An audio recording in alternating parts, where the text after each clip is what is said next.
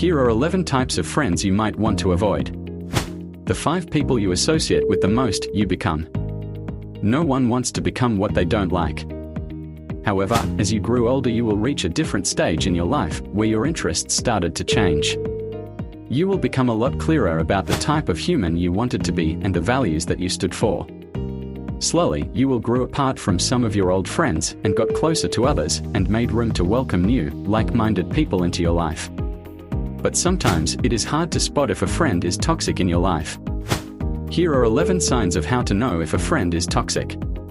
Number 1. The energy vampire. After spending time with this person, you feel drained. The conversation usually revolves around their problems and complaints. They will provide an emotional dump on you to release and feel better.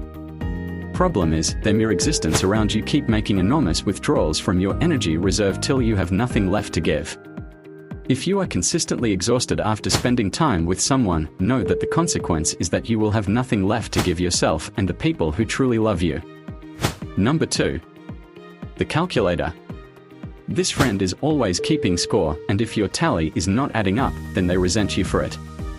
This is the one who deep down is afraid of getting shortchanged, so they have created coping mechanisms to make sure nobody gets more than what they give. The problem with this type of friend is that their acts of giving do not come from a genuine place.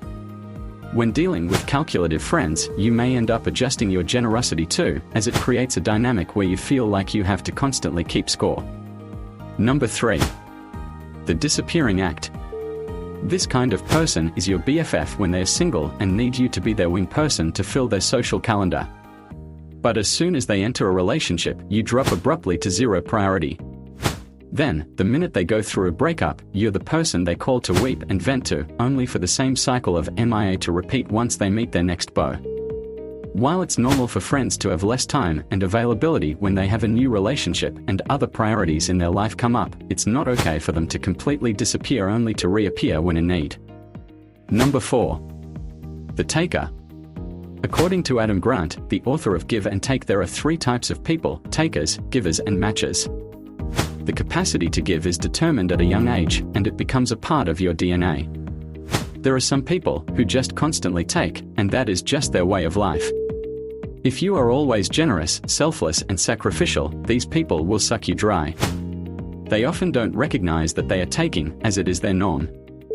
Reciprocity is absent in their dictionary. Turn them down 1 out of 1,000 times and you won't hear the last of it. Number 5. The one-man show. This person is the star of his or her show. Therefore, everything from the conversations to the cast includes you must revolve around them. This is the friend who will happily talk for hours about their problems, successes, past, present and future. Then, when it comes to your turn to talk, they will interrupt and maneuver the conversation to go back to them. This person may be well-intentioned, but they cannot help but center everything around me, and I. Number 6. The drama queen. This person's storyline never seems to move past the conflict stage. There is always something that is making them unhappy, and there is typically someone to blame. This kind of friend chooses escalation as their default attitude and consequently attracts it and revels in it. They lose their head over petty and trivial things and have a way of turning everything into a big deal. Number 7. The child that never grows up. This person has not learned how to handle his or her emotions, and unfortunately, everyone else has to pay the price. This friend throws tantrums, lashes out, resorts to passive aggression or other detrimental coping mechanisms to deal with conflict and disappointment. Sure, nobody is perfect, and getting a handle on the tricky range of human emotions is no easy task. But there comes a point where one needs to be responsible and accountable for their behavior, and constantly reverting to childlike reactions at the expense of others should not be tolerated. Number 8. The Flake. So many great people value your time and who are excited to commit to making plans with you. Why waste your energy on chasing people who don't follow through? Sometimes people are going through life stuff that causes them to be unavailable. That is understandable. But those who constantly flake due to their inability to manage their time, that gets old fast. The friend who always says they have no time to see you. Not true. They just don't want to prioritize their time on you. Number 9. The guilt tripper. This person has expectations of you, and if they are not met, they will make sure you feel the wrath for it. These expectations revolve around them, their phase of life, and their wants. Their demands come from a selfish place, and they are so blindsided with me that your interests are put second. When we are kids, our friends and social circle are our number one priority in life. As we grow older and have more responsibilities, things change, along with priorities. Life happens. Careers flourish. Families are created. People get sick. Friends need to be accommodating and supportive of the different changes that will take place and not use peer pressure or guilt tripping to have their way. Number 10. The friend who secretly hates you. This friend cheers you on, exclamation points and happy face emoticons included. But in reality, they secretly just don't like you nor want the best for you.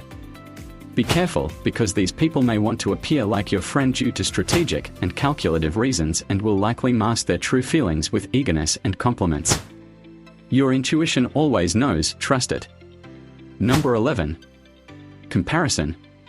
Don't hang out with a friend who likes to point out the ways you don't measure up to their other friends. Maybe your apartment is smaller than Valentine's apartment, so it's not as fun to hang out with you. Or comments like dressing more like Jennifer would make you cooler. People have their unique traits and differences, and a good friend will recognize this. They won't compare you to others or imply you're somehow less than another person. They don't use peer pressure to get you to do things you'd prefer not to do, either. What do you think? Share your thoughts and comments below. If you enjoyed this video, give it a thumbs up and share it with your friends. It does help us out. For more videos like this, hit the subscribe button and remember to click on the notification.